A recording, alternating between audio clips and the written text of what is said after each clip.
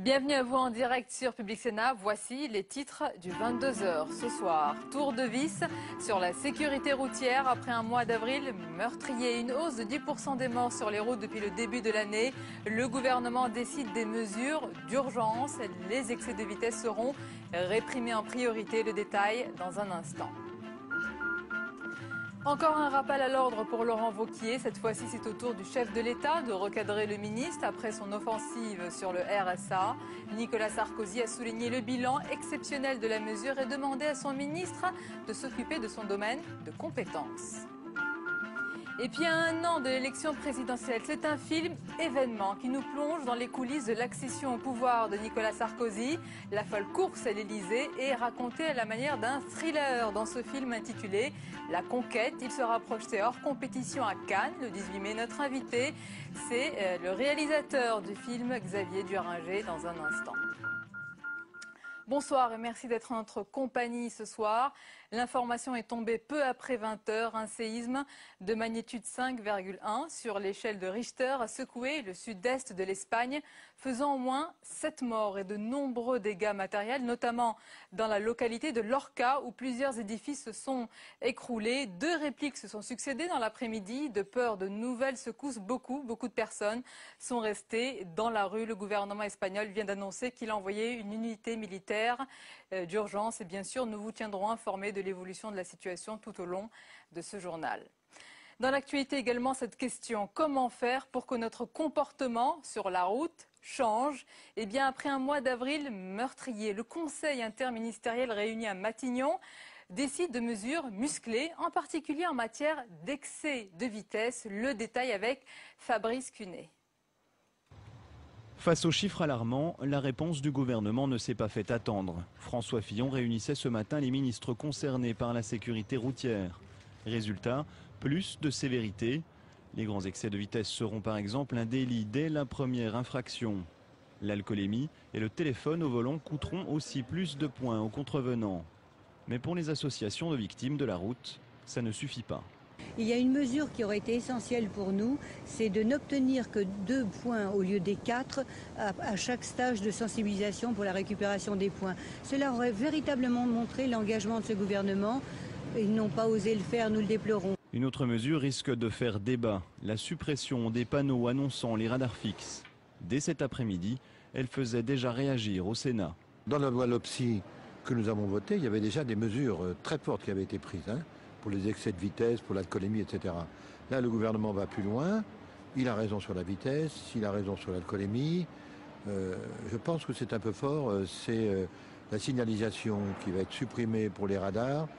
On sent un petit peu le tiroir caisse, je veux dire, pour alimenter les caisses de l'État. Reste un problème pour les syndicats de police. Les moyens de cette politique de sévérité manquent. En 10 ans, les effectifs affectés à la sécurité routière auraient baissé de 30%.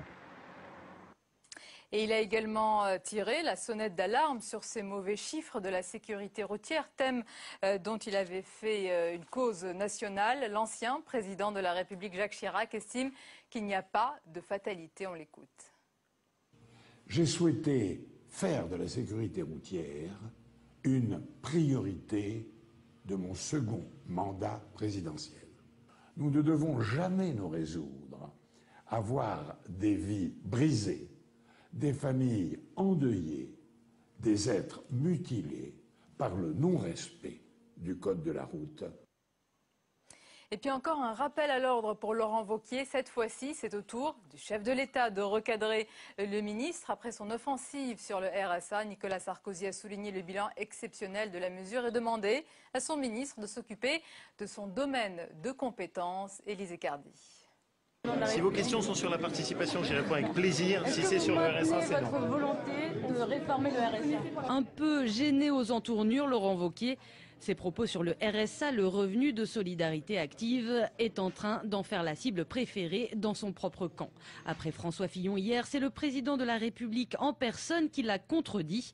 Car le RSA, c'est l'une des réformes phares de l'ouverture et nombreux sont ceux qui le défendent encore. La réaction de Laurent Wauquiez, moi je pense qu'elle exacerbe justement, elle oppose et elle clive les gens, alors qu'il ne faut pas cliver les gens. Les gens, ils ont envie d'avoir une meilleure situation, d'être autonomes, de mieux travailler. Maintenant, 5 heures de travail d'intérêt général, je ne sais pas si c'est la meilleure des solutions. Finalement, il n'y a guère que quelques parlementaires de la majorité qui lui apportent encore son soutien, avec tout de même quelques bémols. Je pense qu'il a raison de mettre l'accent sur les effets pervers de l'assistanat. Et c'est nécessairement un débat important. Mais je pense que sa proposition, le contenu de sa proposition est prématuré et que cela mérite d'être approfondi. Comme l'immigration, cette première déclaration sur le RSA marque peut-être le début d'un thème de campagne sur le travail et l'assistanat. En tout cas, Jean-François Copé, le patron de l'UMP, a annoncé qu'il comptait bien qu'il soit abordé lors de la convention du parti le 8 juin prochain. Voilà, et pour la gauche, l'offensive de Laurent Wauquiez sur le RSA n'est pas une initiative personnelle. Laurent Fabius y voit la main de l'Élysée. Il a réagi justement sur notre antenne, on l'écoute. J'ai cru comprendre que M. Wauquiez avait lancé le thème de l'assistanat parce que l'entourage de M. Sarkozy le lui avait demandé. Alors évidemment, la réaction a été extrêmement négative et donc M. Sarkozy désormais réagit. Mais j'aurais préféré faire simplement. Bon, oui. Le cancer, contrairement à ce qu'a dit M. Wauquiez, ce ne sont pas les personnes qui sont au RSA. Le cancer, c'est le chômage. Voilà pour la réaction du socialiste Laurent Fabius dans l'émission Preuve par 3, à suivre d'ailleurs tout de suite après le 22h. À noter que dans un entretien à paraître demain dans le quotidien Le Progrès, Laurent Wauquiez maintient ses propos. Il dit, selon lui, ce que les Français pensent tout bas, il le dit tout haut. Voilà pour ses propos. Autre sujet dans l'actualité, bouclier fiscal, ISF. La réforme de la fiscalité est entrée dans sa dernière ligne droite après son adoption. En Conseil des ministres, le gouvernement s'est évertué à contrer les accusations de cadeaux aux plus riches avec l'allègement de l'impôt de solidarité sur la fortune. On en parle tout de suite avec notre chroniqueur Jean-Louis Gombault. Bonsoir Jean-Louis. Bonsoir Sonia. Alors, le détail justement de ces mesures fiscales. Alors on était parti de l'idée de la suppression, en tout cas c'était l'idée du président de la République, et on arrive au bout du compte par un simple aménagement avec 3 caractéristiques. Le premier, c'est l'allègement d'abord de l'ISF, puisque là, on sera taxé à l'ISF à partir d'1 300 000 € et non pas 800 000 comme jusqu'à présent, ce qui veut dire que 300 000 assujettis vont sortir de l'ISF et n'auront pas à payer cet ISF cette année. C'est-à-dire, adieu, la déclaration du 15 juin prochain, c'est terminé pour eux dès cette année, étant donné que l'abattement de 30% sur la résidence principale demeure. Ça, c'est pour donc l'allègement. Et puis il y a une simplification. Avant, il y avait 8 tranches d'ISF. Maintenant, il n'y en aura plus que 2. C'est-à-dire qu'on paiera donc l'ISF à partir d'1,3 million. Et là, à partir de là, on paiera 0,25% de son patrimoine. Et à partir de 3 millions, on paiera 0,5% du patrimoine. Ça, c'est les 2 grandes caractéristiques d'allègement. Et puis, il y a un aspect politique quand même. Nous arrivons dans la dernière ligne droite du quinquennat. Si on regarde un petit peu en arrière, c'est ce qui s'est passé au début, la fameuse loi TEPA. Qu'est-ce qui reste au bout du compte? Eh bien, en fin de compte, il ne reste plus que la détaxation des heures supplémentaires. Tout le reste a été progressivement déshabillé au fil à mesure du temps qui a passé. Donc certains vous diront c'est un échec du gouvernement, d'autres vous diront c'est une preuve d'esprit critique sur une politique qui a été suivie et adoptée. Est-ce que tout cela est financé d'ores et déjà, Jean-Louis? Alors voilà maintenant, le débat commence puisque ça va venir devant les parlementaires et on n'a pas pour l'instant l'ensemble des données. Si vous voulez, l'aménagement de l'ISF le divise par 2. Donc l'ISF, c'est à peu près 4,5 milliards. Il faut trouver 2,2 milliards à peu près. On va les avoir en une partie avec la suppression du bouclier fiscal qui coûtait 700 millions d'euros au budget, ce qui veut dire que pour 15 000 assujettis à l'ISF qui recevaient chaque année leur chèque de Noël à cause du bouclier fiscal, eh ben, il va disparaître. Reste donc encore trouver quelques centaines de millions d'euros. On va le trouver par l'augmentation des droits de succession au-dessus de 4 millions d'euros de succession, l'allongement des possibilités de donation, une exit tax, c'est-à-dire tous les gens qui sortaient leur plus-value à l'étranger vont devoir avant de sortir, devoir payer une taxe pour pouvoir sortir, et une taxation sur les résidences secondaires des étrangers. Est-ce que tout cela permet de boucler Certains parlementaires vous diront il manque plusieurs centaines de millions d'euros. Alors revient maintenant un autre débat, puisque M. Meignery a dit ce serait bien de créer une nouvelle tranche d'impôt sur l'IRPP à 45% pour ceux qui ont 200 000 euros de part à déclarer. Je doute que M. Sarkozy, qui a mis beaucoup d'eau dans son vin ces derniers temps en supprimant le bouclier fiscal et en ne supprimant pas l'ISF comme il le désirait, acceptera d'aller jusque-là. Merci beaucoup Jean-Louis pour votre éclairage. Nous connaissons depuis ce matin la date précise de l'élection présidentielle. Le premier tour se tiendra le 22 avril. Le second aura lieu 15 jours plus tard. Ce sera le 6 mai. Et la liste des candidats, sérieux ou pas, s'allonge. On va en parler avec notre invité. Il est candidat justement. Il est aussi le président du CRAN. Le CRAN, c'est le Conseil représentatif des associations noires. Patrick Lozès, bonsoir. Bienvenue à vous. Alors, première question de la candidature, elle est sérieuse ou pas?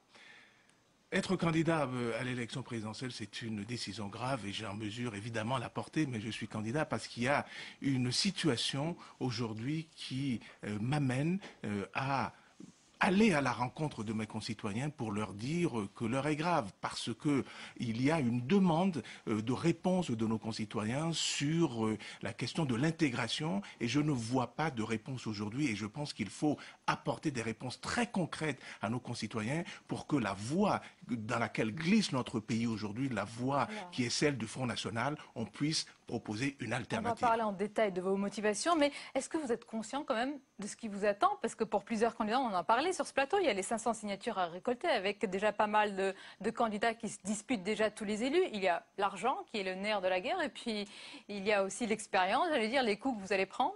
D'abord, n'oubliez pas que j'ai passé 20 ans dans un parti politique.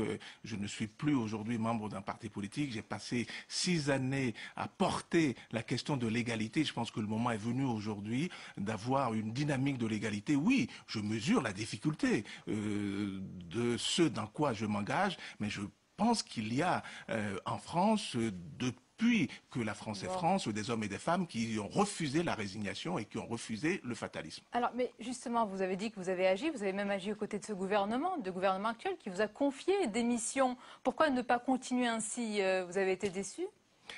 Parce que quand vous regardez la situation aujourd'hui sur la question de l'intégration ou de la question de la diversité, vous voyez qu'à droite, l'UMP a déçu le président de la République, Nicolas Sarkozy, quand il a été élu en 2007. Il a presque incarné cette question et beaucoup lui ont fait confiance. Je fais partie de ceux qui lui ont fait confiance. Mais regardez où nous en sommes aujourd'hui. Il a totalement déçu sur cette question. Il a même amené dans une impasse. Vous voyez aujourd'hui où il en est. Il y a même une situation grave avec une radicalisation de ce gouvernement où les minorités sont menacées. Alors, vous voyez ce qui se passe aujourd'hui. On va parler de cette radicalisation. Mais juste un point sur la diversité, puisque vous avez parlé de l'action, je suppose, vous faites référence à cela, emblématique de Nicolas Sarkozy, qui a mis des ministres de la diversité au gouvernement. Est-ce que c'est l'échec de Nicolas Sarkozy ou est-ce que, on va le dire comme ça, ce n'est pas aussi l'échec de ces personnes de la diversité qui n'ont pas su faire leurs preuves? C'est une question. D'abord, la diversité, c'est l'ensemble des concitoyens. La diversité, c'est nous tous. C'était le symbole. Est-ce que ce symbole a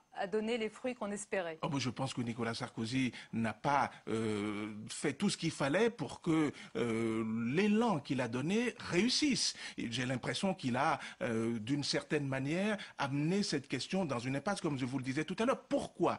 Parce que vous ne pouvez pas avoir pour politique publique simplement la nomination de 3 personnes dans un gouvernement. C'est un acte important qu'il faut saluer. Mais qu'est-ce qui a été fait pour des millions de personnes qui, tous les jours, sont livrées aux discriminations? Pour cela, rien n'a été fait. Votre discours est crédible, mais pourquoi ne pas laisser la gauche, les porteuses de ce message aussi? Pourquoi ne pas la laisser y aller? Pourquoi vous présenter? Parce que quand j'ai regardé les propositions de la gauche, je vois qu'il n'y a pas de mesures intéressantes sur l'égalité. On a besoin aujourd'hui, encore une fois, d'apporter des réponses très concrètes à nos concitoyens qui sont inquiets. Je pense que ce n'est pas de gaieté de cœur que nos concitoyens se portent vers le Front National. C'est bien parce qu'il y a une absence de réponse de la droite. C'est bien parce qu'il y a une absence de réponse de la gauche. Et moi, je suis là aujourd'hui pour dire qu'il n'y a pas de fatalité, qu'on ne peut pas laisser nos concitoyens aller à l'élection présidentielle en ne se disant pas qu'il y a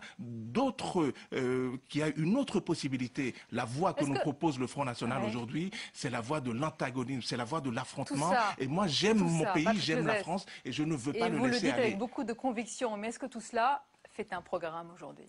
On va en parler. Je pense que l'égalité aujourd'hui, la dynamique de l'égalité aujourd'hui infuse beaucoup de questions. Je vais simplement en prendre deux. Je pense que l'économie aujourd'hui peut avoir un rebond par l'intégration qu'il y a. Vous parlez devant un spécialiste. Bien sûr. Je pense qu'il y a des Français, de nombreux Français qui sont aujourd'hui laissés au bord de la route et que si on faisait en sorte qu'ils puissent participer au développement de la France, ça serait une des solutions. Est-ce que c'est faisable? Je pense qu'on peut regarder. C'est une question à tous les Français ou aux Français parce que je vois que vous vous adressez à une minorité, aux minorités finalement, parce que vous êtes un candidat, j'allais dire, de tous les Français. Ah ben je suis évidemment un candidat de tous les Français. Quand je parle d'égalité, c'est le triptyque républicain. Quand je parle de relancer l'économie, et vous faites bien de me poser cette question, quand je parle de relancer l'économie, je parle de l'économie française. Ça va bénéficier à l'ensemble des Français, les points de croissance qu'on fera en ramenant ces personnes qui sont au bord de la route et qui ne participent pas à l'essor, qui peuvent être des minorités, mais qui peuvent être aussi des jeunes gens, qui peuvent être aussi des personnes dans les quartiers défavorisés, Vous voyez, je vous parle aussi. J'ai une question sur l'actualité, elle est importante, parce que dans l'affaire des quotas, vous avez suivi qu'il y avait une quasi-unanimité, pour ne pas dire l'unanimité, du côté du ministère et de la Fédération pour ne pas sanctionner, encore moins passer par la case tribunal, les responsables de certains propos, en tout cas ceux qui ont reconnu qu'ils les ont tenus. Quelle est votre réaction ? Moi, je suis surpris qu'on ait fait un procès, un racisme à M. Laurent Blanc. La question n'était pas là. Je ne crois pas d'ailleurs qu'il soit raciste, mais en tout cas, quand on lit le verbatim, il y a beaucoup de stéréotypes qui sont véhiculés. Mais les deux enquêtes aujourd'hui ne sont pas satisfaisantes. Je ne vois pas que toutes les questions je ne pense pas que toutes les questions aient été posées. Il y a beaucoup d'éléments dans le verbatim qu'on a laissé de côté. On a l'impression aujourd'hui qu'on cherche à enterrer l'affaire. Comment se fait-il que Mme Joanneau nous dise qu'on aura le rapport que dans 5 à 6 semaines? En tout cas, je pense qu'il faut élargir cette enquête et ça n'est malheureusement pas la fin. Et je pense que ce qui se passe dans le football est emblématique de ce qui se passe dans la société française où on voudrait... 10 secondes, si vous le permettez, où on voudrait faire en sorte que l'équipe de France ait une certaine lisibilité, même si elle perdait. Moi, je préfère que l'équipe de France joue avec tout le monde et qu'elle gagne. Voilà, c'est clair. On a écouté votre message, Patrick Lozès. Vous êtes candidat, donc on précise qu'il reste les 500 signatures, l'argent et tout cela, mais vous avez l'air confiant pour la suite. Merci d'avoir été notre invité. Je vous précise notre question avec notre partenaire, le Figaro.fr. La voici. L'inflation des candidatures à la présidentielle est-elle une bonne nouvelle pour la démocratie? Plutôt non à 54%, mais quand même pas mal de oui pour les votants à 41%. Merci, messieurs, d'avoir participé à ce 22h. Eux, ils seront candidats à l'élection présidentielle. Pour les deux, c'est un secret de polichinelle. Dominique Strauss-Kahn et Nicolas Sarkozy. Dans un instant, nous parlerons du patron du FMI avec le journaliste Michel Tobman, auteur d'une biographie extrêmement complète sur lui. Et aussi, nous parlerons de Nicolas Sarkozy au cœur d'un film, La Conquête, qui retrace son accession à l'Élysée. Notre invité sera le réalisateur de ce film événement, Xavier Duringer. Mais d'abord, tout ce qui vous a échappé dans le reste de l'actualité, regardez, c'est le tour de l'info. Il est préparé ce soir par Alexandra Colino.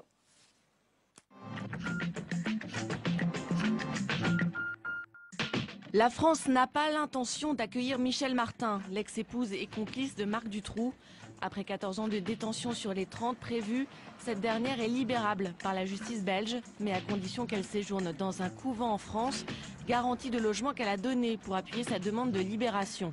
Selon une convention internationale signée par la France et la Belgique, Paris doit accepter.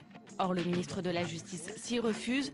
Si Paris confirme sa position, la remise en liberté de Michel Martin sera annulée. Les laboratoires Servier devront payer. Le gouvernement a entériné ce matin en Conseil des ministres la création d'un fonds public d'indemnisation des victimes du Mediator. Pour obtenir un chèque, les victimes devront certifier que la prise du médicament a entraîné un handicap. Un comité d'experts sera ensuite chargé d'étudier chaque cas. Sur cette base, le laboratoire devra faire une offre d'indemnisation. Si cette offre tarde ou si le laboratoire refuse d'indemniser, les pouvoirs publics prendront le relais. Les laboratoires Servier ont très mal accueilli ce système d'indemnisation. L'article le plus controversé du projet de loi relatif aux droits et à la protection des personnes faisant l'objet de soins psychiatriques a été voté au Sénat en fin d'après-midi. Cet article instaure la possibilité de soigner un malade sans son consentement et en dehors de l'hôpital. Ce projet de loi est très critiqué par les syndicats qui le trouvent plus sécuritaire que sanitaire. Ironie du sort, alors que la répression continue et que 19 personnes sont mortes ce mercredi, la Syrie souhaitait jusqu'alors siéger au Conseil des droits de l'homme de l'ONU. Le pays a finalement retiré aujourd'hui sa candidature jugée malvenue par une partie de la communauté internationale. Et timide avancée du pouvoir, une commission a été chargée de rédiger d'ici 2 semaines une nouvelle loi électorale, cette fois conforme aux critères internationaux. Les élections libres sont une des exigences du mouvement de contestation dans le pays. En plein débat sur Schengen, le Danemark prend les devants. Le pays a annoncé aujourd'hui qu'il souhaitait rétablir au plus vite les contrôles douaniers à ses frontières intra-européennes. Cette mesure est le résultat d'un accord entre le gouvernement et l'extrême droite. Elle devrait entrer en application d'ici 2 à 3 semaines, essentiellement à la frontière avec l'Allemagne, au pont qui sépare le pays de la Suède et aux principaux ports.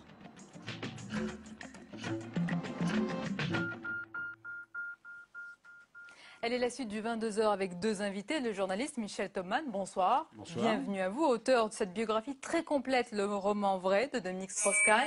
Avec nous également le réalisateur Xavier Duringer, bonsoir. Bienvenue à vous, vous êtes le réalisateur de ce film événement, La Conquête, on en parle dans un instant. Michel Thoman, le livre d'abord, quand on le lit, il faut s'accrocher parce que tout va très vite. Dominique Strauss-Kahn, c'est un homme pressé, on a l'impression dans sa vie personnelle et dans sa vie politique. C'est un trait de caractère chez lui ? Ben écoutez, sa vie est un roman. C'est pour ça qu'on a appelé le livre le roman vrai de Dominique Strauss-Kahn. C'est une vie pleine de rebondissements et je crois, contrairement à ce que pensent la plupart des gens et à ce que je pensais moi avant de travailler sur le personnage, sa vie n'a pas été une success story très lisse. Ce n'est pas quelqu'un qui est issu d'un milieu riche. C'est quelqu'un qui a connu bien des affaires. Il arrive à monter très haut, il arrive à tomber très vite, il arrive à rebondir. Il tombe parfois pour des vétilles. Sur l'affaire de l'Amnef, c'était rien, puisqu'il y a eu un non-lieu. Il rebondit, il devient directeur général du FMI, il est salué par tous, et puis il a failli tomber une nouvelle fois pour une nouvelle vétille, c'est-à-dire une relation avec une femme de 40 ans, oui. Consentante, haut fonctionnaire hongroise, et à chaque fois, ce personnage rebondit. Donc il y a un côté romanesque chez Dominique Strauss-Kahn qui est peut-être le propre de tous les grands hommes politiques, et on verra peut-être tout à l'heure avec Sarkozy. Ce ne sont pas des gens ordinaires, ils n'ont pas une vie ordinaire. Alors, personnage de roman, vous êtes basé sur de nombreux documents, vous avez vu quasiment tous ses proches, vous l'avez vu lui, c'est important, oui, et vous avez vu aussi ses adversaires. Vous êtes remonté loin dans son parcours et dans son parcours politique et aussi jusqu'à ses parents. Il a l'ADN de gauche, fondamentalement, Dominique Strauss-Kahn. On lui fait ce procès en ce moment. Est-ce que c'est un faux procès, selon vous? Ah bah oui, écoutez, si on appelle gauche Olivier Besancenot, le Parti communiste, l'anticapitaliste, ce qui est un choix et ce qui est tout à fait respectable, Dominique Strauss-Kahn n'est pas de cette gauche-là. Mais si la gauche, c'est la gestion raisonnable du capitalisme et en même temps la redistribution sociale, c'est-à-dire la social-démocratie, Dominique Strauss-Kahn s'inscrit totalement dans cette lignée, et pas depuis hier, mais depuis 40 ans. Et il y a une grande cohérence dans le personnage. D'abord, quand je dis, c'est vrai, il a un ADN à 100% à gauche, lui-même a eu cette expression « j'ai tété la gauche au biberon ». C'est pas moi qui le dis, c'est lui. C'est que son père était militant socialiste, sa mère militante socialiste, et son grand-père, Marius, auquel il était très attaché, qui joue un rôle très important dans la formation de Dominique Strauss-Kahn, était un vieux militant socialiste, admirateur de Léon Blum, et qu'il a vraiment formé à la gauche. Dominique Strauss-Kahn lui-même a été militant communiste lorsqu'il était jeune, donc il a un parcours de gauche toute sa vie. Il a toujours été à gauche. Vous l'avez rencontré, je l'ai dit à plusieurs reprises. Votre conviction à vous, puisque vous l'avez vu plusieurs fois, il se prépare à être candidat. Là, c'est un secret de polichinelle, tout le monde le sait. Là, franchement, je serais vraiment le plus mauvais des observateurs si je vous disais qu'il ne sera pas candidat. On va continuer à parler du roman, mais ça pourrait être un film. Eh bien oui, peut-être. C'est une Il idée. faudrait trouver un réalisateur, regarder. pourquoi pas. La rencontre est faite. Xavier Duringer, bonsoir. Bonsoir. Bienvenue à vous. On va parler de ce film événement La Conquête. D'abord, c'est la première fois qu'un film, on va le dire, est fait sur un président en exercice, en fonction. Vous avez dû voir ce matin que Nicolas Sarkozy a réagi un petit peu à votre film. Il a dit qu'il n'irait pas le voir pour se protéger, pour protéger sa santé mentale. Vous l'avez lu? Oui, je l'ai lu. Ça vous a surpris? Ça m'a énormément surpris, oui. Parce que c'était des mots très très forts. Il parle aussi sur le narcissisme, il préfère faire une psychanalyse plutôt que d'aller voir ce film. Enfin voilà, que des choses très très fortes, que c'est pour protéger aussi Carla qui n'irait pas voir ce film. Parce que sa peur en fait est plus sur la vie privée, l'intimité, sur l'histoire avec Cécilia, plutôt que l'histoire politique. Finalement, on a l'impression qu'il n'a absolument pas peur de l'intimité politique, qu'il assume complètement, mais que l'autre côté, c'est-à-dire l'intimité sur son histoire avec Cécilia, que ça lui pose beaucoup plus de problèmes. On peut le comprendre. Donc sa réplique est un peu violente finalement. Il peut voir ce film sans que rien ne soit bouleversé en tous les cas. Oui, et puis il peut le voir seul, il n'est pas obligé de le voir en salle avec des amis, il peut le voir seul devant sa télé. Alors, on va voir d'abord un extrait ensemble. Tout de suite, c'est un extrait d'une minute. On a la chance de le voir. Donc le film La Conquête qui sera projeté hors compétition, donc le 18 mai à Cannes. On regarde. Qui c'est qui m'a foutu un truc aussi haut là? C'est pour Villepin ou quoi ça? Regarde ça. Regarde, tu as calqué derrière. Quoi? Il est où le calqué? Non, il n'y a rien là. Putain, mais arrangez-moi ça. Il y a quelqu'un qui peut récupérer. Qui c'est tous ces gens là? Qu'est-ce qu'ils foutent là? J'en ai marre. Virez-les-moi, vire-moi tous ces gens là. Ceux qui n'ont rien à faire sur notre sort. Merci. Merci messieurs.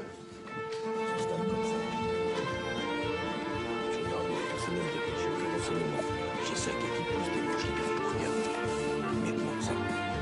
Si je pense que c'est mon mec qui a joué. Bon, alors je regarde où? J'ai aucun renseignement, rien, personne ne me dit rien. J'ai 5 équipes plus des manches, je les garde pour rien. Alors maintenant vous me dites, hein, et que je me débarrasse de cette merde.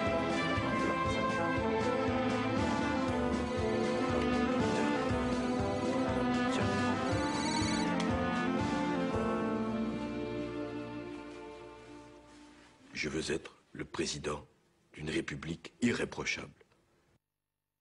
Voilà, il a été beaucoup question de Nicolas Sarkozy dans cet extrait, mais on va préciser que ce n'est pas un film uniquement sur Nicolas Sarkozy, c'est un film sur le jeu politique. Oui, sur la conquête du pouvoir. En fait, sur la conquête du pouvoir, c'est pas un film politique, c'est un film sur la politique et surtout sur cette conquête du pouvoir qui pousse un homme en 5 ans.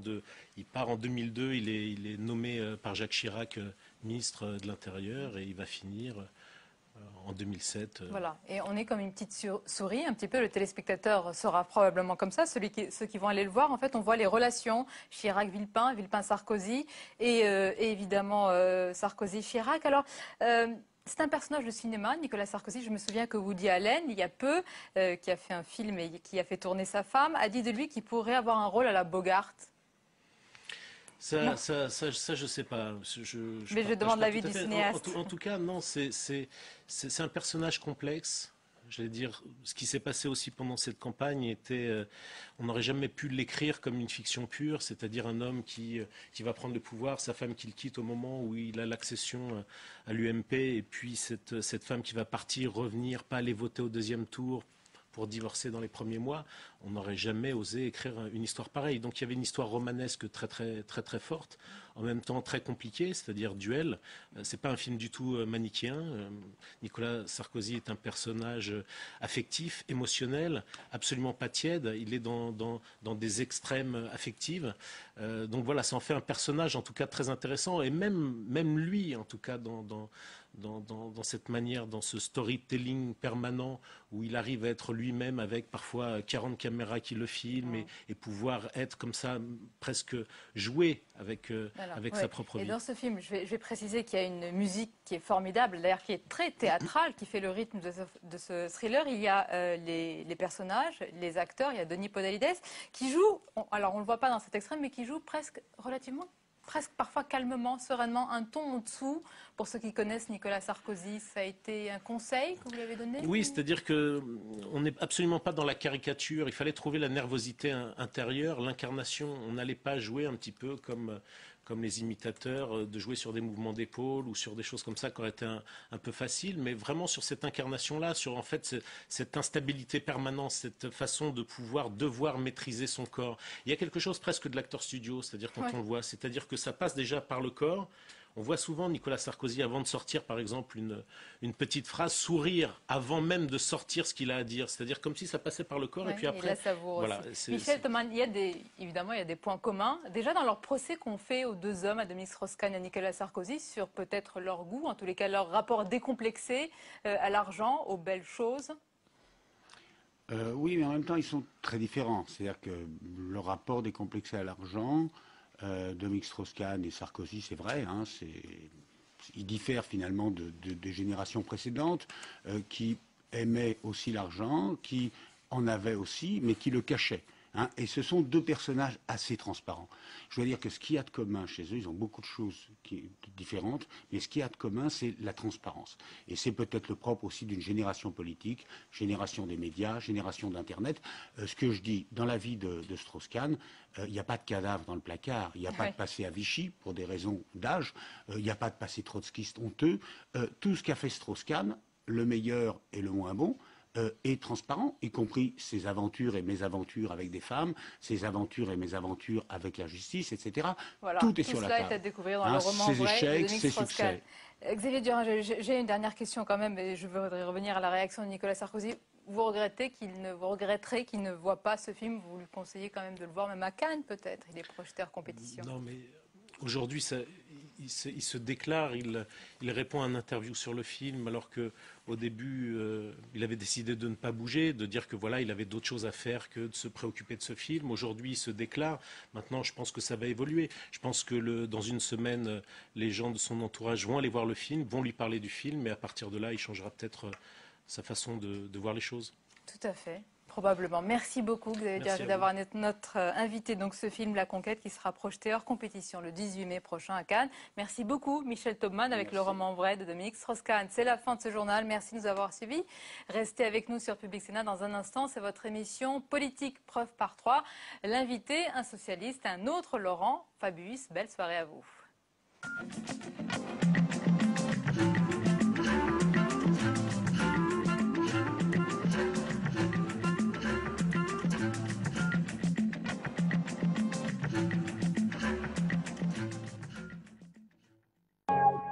Je crois qu'il y a tellement de mensonges et de contre-vérités qui ont été formulés que je comprends que des gens s'interrogent.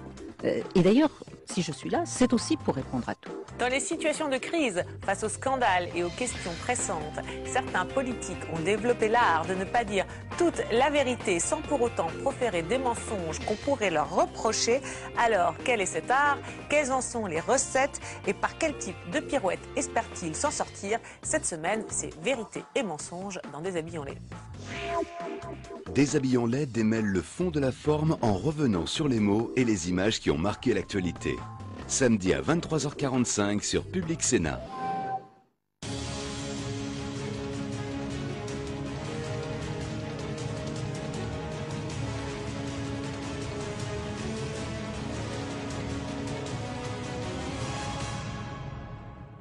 Laurent Fabius est l'invité de Preuve par 3 alors que son implication se confirme dans la préparation de l'alternance éventuelle en 2012. Laurent Fabius, bonsoir. Bonsoir. Merci d'être avec nous. Vous êtes donc l'homme du projet et des premières décisions pour 2012. On dit même que certains décrets...